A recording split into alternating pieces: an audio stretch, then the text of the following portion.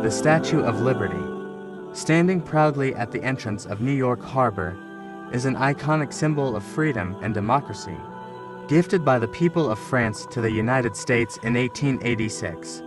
This colossal statue was designed by French sculptor Frédéric Auguste Bartholdi, and its internal structure was engineered by Alexandre Gustave Eiffel.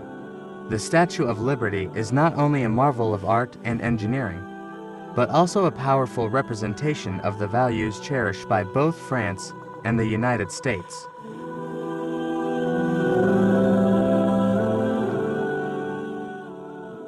To make animations like this, you can subscribe to this channel and watch Google Earth Studio tutorial videos. Thank you very much.